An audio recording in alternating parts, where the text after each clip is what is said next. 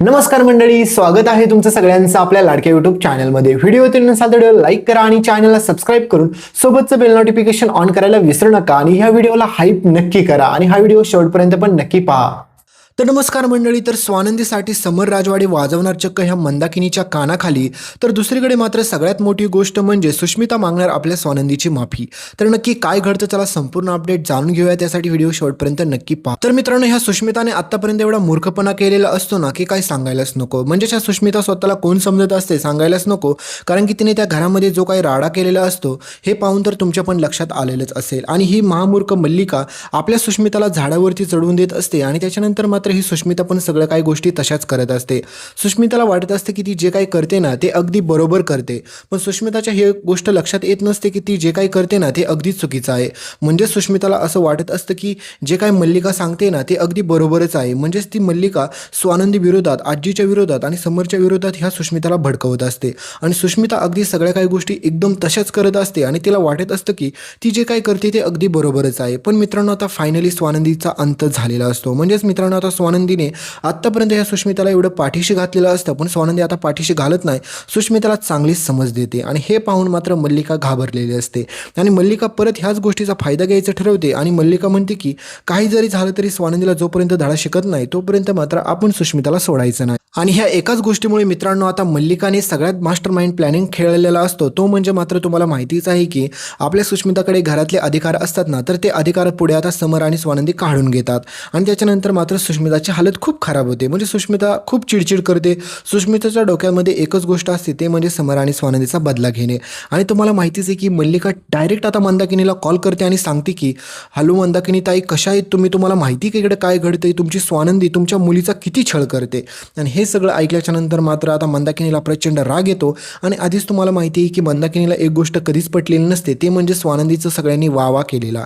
आणि तुम्हाला पण माहितीच आहे की त्या घरामध्ये अधिरा, रोहन, स्वानंदीचे बाबा हे सगळेजण मात्र आपल्या स्वानंदीचीच वावा करत असतात आणि ते सांगत असतात की सुष्मिताने कशा प्रकारे स्वानंदीकडून शिकावं की कसं राहावं, काय करावं, मोठ्यांचा आदर कसा करावा.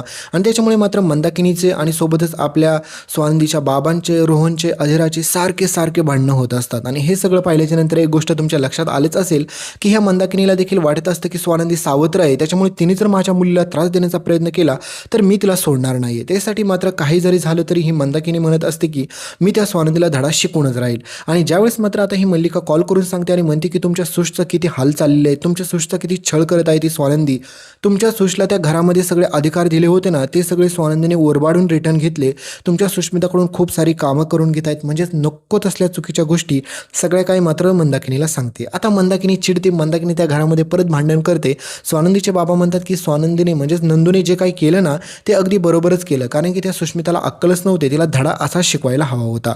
पण ज्यावेळेस मात्र हे सगळं बोलणं असतं त्यावेळेस मात्र मंदाकिनी म्हणते की काही जरी झालं तरी मी त्या स्वानंदीला सोडणार नाही. फायनली त्या स्वानंदीने शेवटी सावत्र पण दाखवलंच माझ्या मुलीला. माझ्या मुलीचं आयुष्य पुढे सुखात चाललं की त्या स्वानंदीला अजिबात पण देखवत नाही, त्याच्यामुळे त्या स्वानंदीला मी चांगली ती सबक शिकवणच राहील.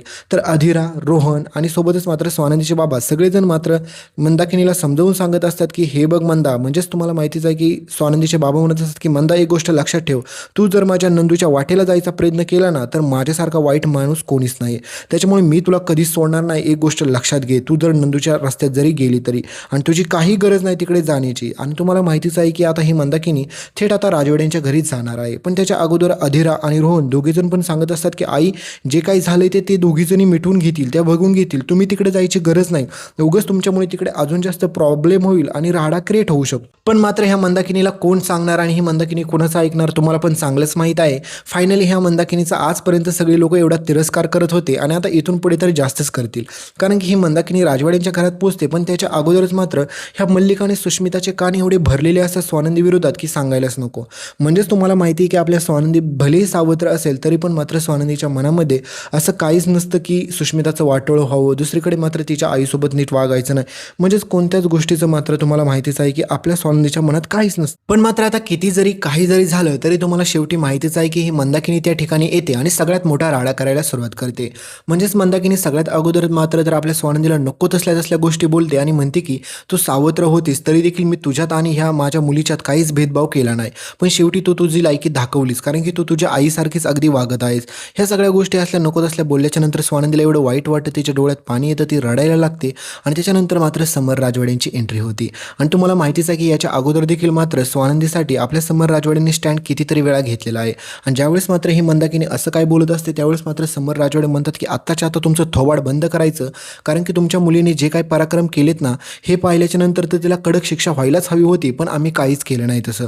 त्यावेळेस मात्र मंदाकिनी म्हणते की काय केलंय माझ्या मुलीने चुका दाखवून द्या बरं, कारण की हिचा पण अधिकार आहे पूर्णपणे या घरावरती, कारण की माझ्या मुलीमुळेच आज तुमचं घर एवढं व्यवस्थित आहे, ते म्हणजे सुष्मितामुळे. पण खरं तर पाहायला गेलं तर त्या घरामध्ये सगळे प्रॉब्लेम जर क्रिएट होत असतील तर ते फक्त त्या सुष्मितामुळे होत आहेत.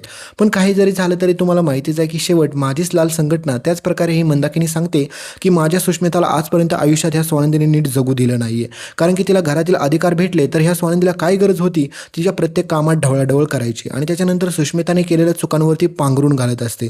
तर दुसरीकडे मल्लिका मात्र मंदाकिनी पुढे नाटकं करत असते आणि म्हणत असते की अहो मंदाकिनी जाऊ द्या, स्वानंदी पण तुमचीच मुलगी, सुष्मिता पण तुमचीच मुलगी. तर त्यावेळेस मात्र मंदाकिनी म्हणते की ह्या मुलीचा आणि माझा काही संबंध नाही, म्हणजेच ह्या स्वानंदीचा आणि माझा काही संबंध नाही, ती सावत्र आहे आणि तिचा आमचा काही संबंध नाही इथनं पुढे. मित्रांनो, हे सगळं ऐकल्याच्या नंतर स्वानंदीच्या डोळ्यात पाणी येत असतं. स्वानंदी म्हणत असतं की आई माझं ऐकून घे, मी काय बोलते, कारण की सुष्मीने खरंच चूक केली. पण त्यावेळेस मात्र ती सुष्मिता पण म्हणत असते की मला माहिती आहे ताई, तुला आजपर्यंत असंच वर्चस्व गाजवायचं होतं, म्हणून तू त्या घरामध्ये देखील किती सारे प्रॉब्लेम क्रिएट केले. बाबांमध्ये आणि माझ्या आईमध्ये तू भांडणं लावून दिलीस, तुझ्यामुळेच मात्र ते दोघेजण नीट बोलत नाही आणि तुझ्यामुळेच सगळ्या काही गोष्टी होत्यात. आणि आज पण ह्या घरामध्ये जे काही होत आहे ना ह्याला सगळ्याला तूच जबाबदार आहे. म्हणजेच आपल्या स्वानंदीला एकदम ट्रॉमा दिल्यासारखी ही सुष्मिता आणि मंदाकिनी तिला बोलत असतात.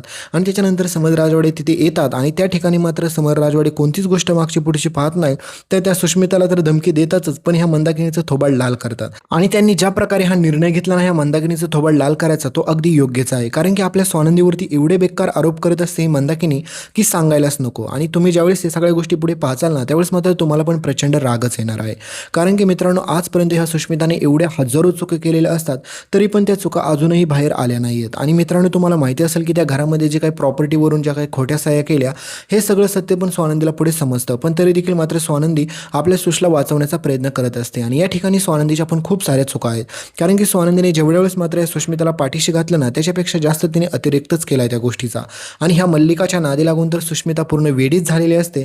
तर पुढे आता अंशुपण पण सुष्मिताला तिची लायकी दाखवताना तुम्ही पुढे पाहाचालच. त्यावेळेस मात्र मग त्या सुष्मिताला जाणीव होते आपल्या स्वानंदी ताईची, कारण की तिला कळतं की स्वानंदी जे सांगत होते ना आजपर्यंत ते अगदी बरोबर होतं. पण ह्या मंदाकिनीचा ज्या प्रकारे तिथं आज चांगल्याच प्रकारे समर राजवाडे आपले उतरवतात ना हे पाहून एवढा प्रचंड आनंद झाला की काही सांगायलाच नको. आणि दुसरीकडे मात्र मल्लिका हा सगळा प्रकार पाहून आनंद घेत असते, कारण की तिला वाटते की फायनली मला जे करायचं होतं ना ते करण्यात मी यशस्वी झालेच.